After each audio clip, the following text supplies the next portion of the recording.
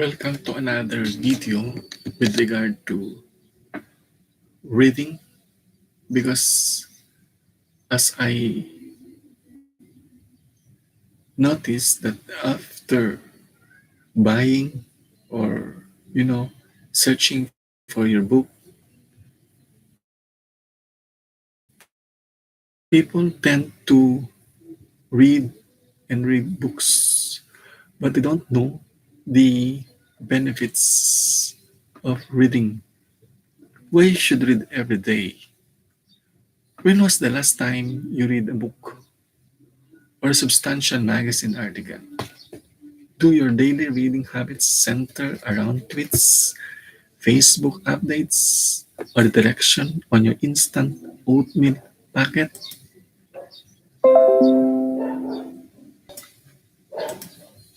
If you're one of the countless people who don't make a habit of reading regularly, you might be missing. I will give you 10.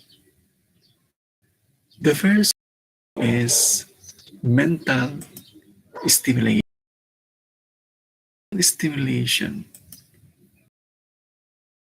Staying mentally stimulated can slow the progress of possibly or prevent Alzheimer's and dementia, since keeping your brain active and engaged prevents it from losing power. Just like other muscle in the body, the brain requires exercise to keep strong and healthy. So the phrase use it or lose it, particularly up when it comes to your mind.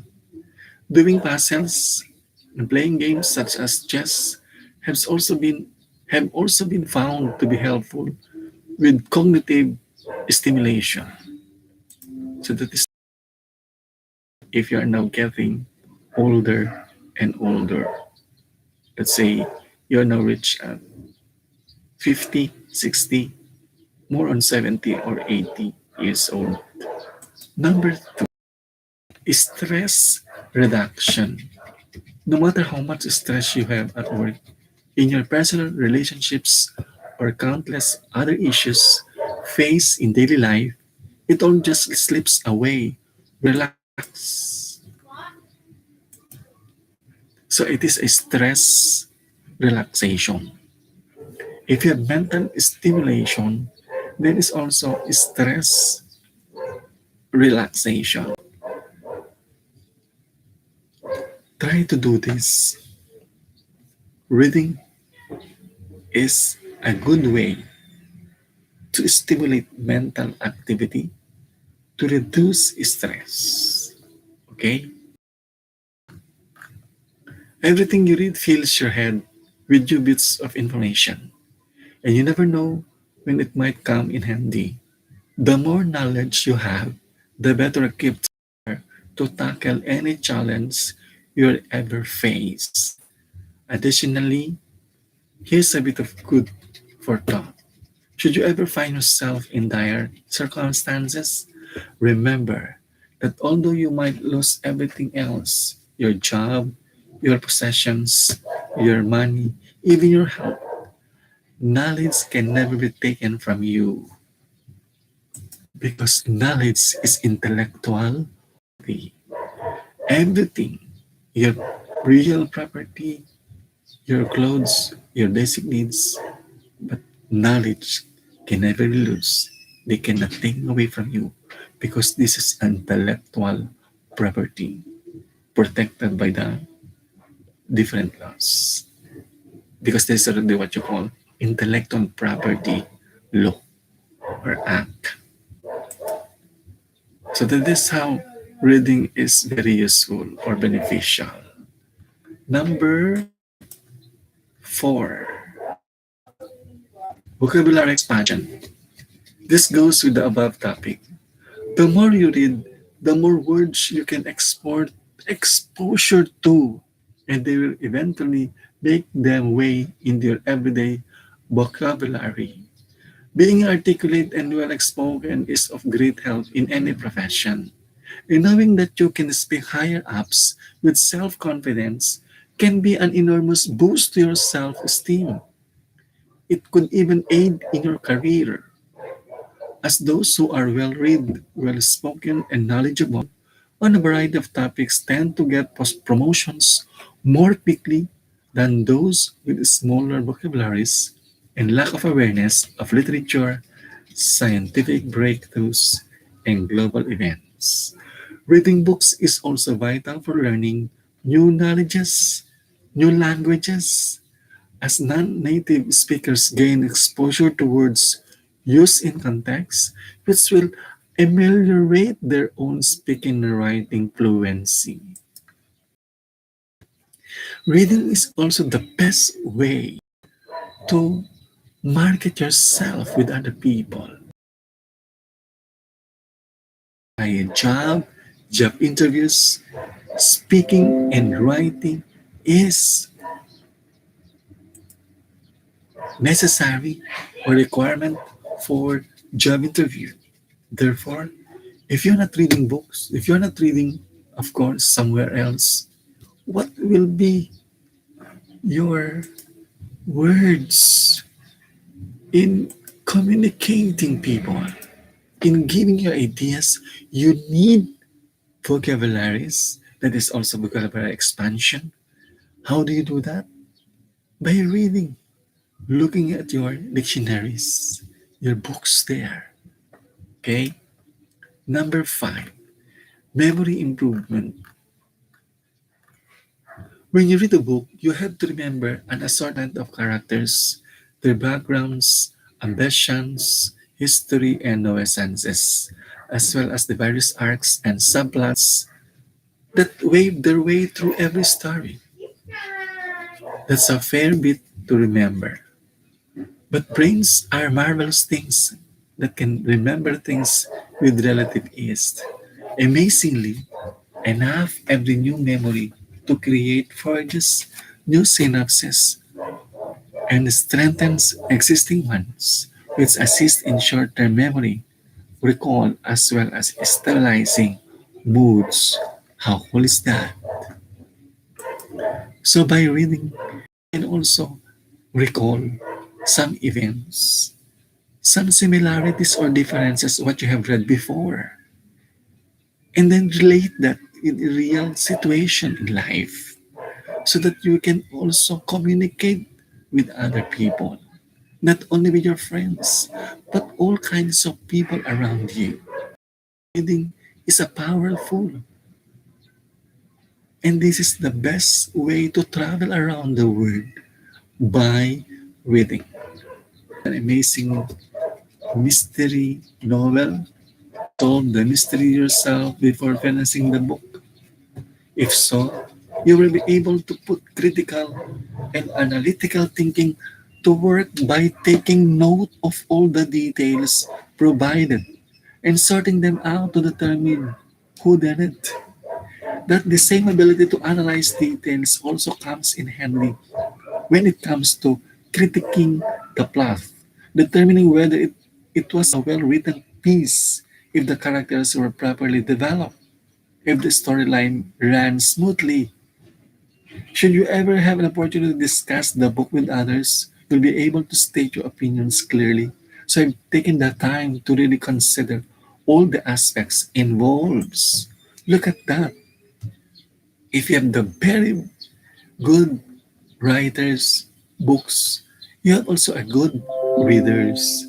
It follows because what you have read, that was a good writings of the good authors or the best authors at the same time. Number seven, improve focus and concentration. When you read a book, all of your attention is focused on the story. The rest of the world just falls away, and you can immerse yourself in every fine detail you're absorbing. Try reading for 15 to 20 minutes before work. That is on your morning commute if you take public transit, and you'll be surprised at how much more focus you're once you get to the office.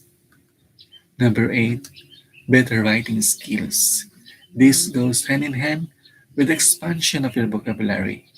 Exposure to published, well-written work has a noted effect on one's own writing, as observing the cadence, fluidity, and writing styles of other authors will invariably influence your own work.